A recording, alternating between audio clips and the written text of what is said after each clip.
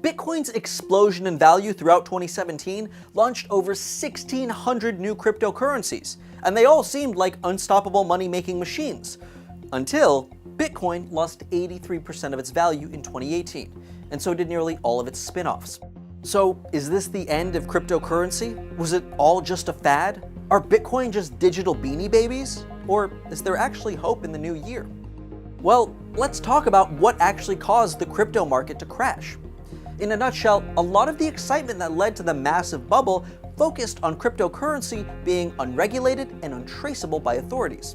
Well, it turned out that when put to the test, a lot of those claims turned out to be too good to be true. For one, as governments and financial institutions took a closer look, they discovered that a decentralized currency creates a huge number of regulatory problems. Most importantly, in preventing tax evasion and crypto being used for illegal transactions. So they cracked down.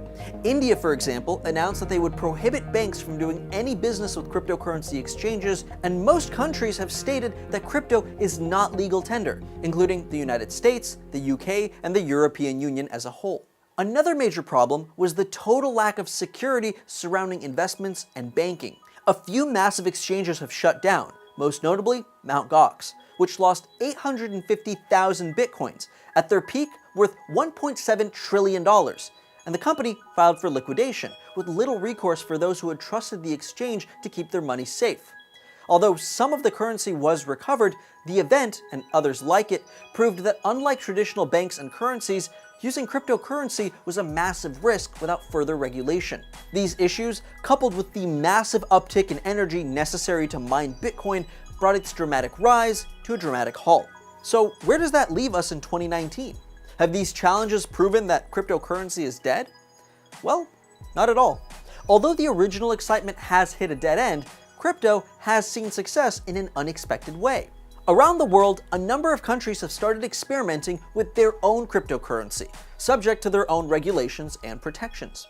Sweden, for example, is gearing up to launch a digital currency to complement their national currency, which will eventually branch off and exist as its own cryptocurrency once it's stable. In short, the country has fully embraced the idea of a regulated cashless future. Other countries, most notably Venezuela, which recently saw a total economic collapse, has turned to cryptocurrency as a possible way out. The petro cryptocurrency is ostensibly backed by 5 billion barrels of oil, and it'll be tied directly to the cost of oil rather than to their own existing economy. In fact, a number of countries that are struggling economically because of sanctions, like Iran, North Korea, Syria, and even Russia, have been looking at decentralized cryptocurrency as a way to bypass economic sanctions. It's often said that the private sector innovates and the government appropriates and regulates. And that's exactly what's happening to cryptocurrency. But maybe that's actually a good thing in the long run, especially for anyone who wants to jump on the crypto bandwagon. Because the biggest problem with Bitcoin and cryptocurrencies is that they're not actually based on a tangible good.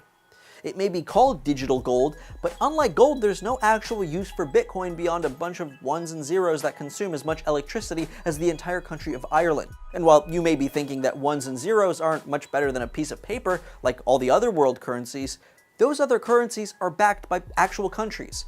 In other words, people and labor and resources. So while freestanding cryptocurrency has taken a beating, country-backed cryptocurrency may just see a resurgence in 2019.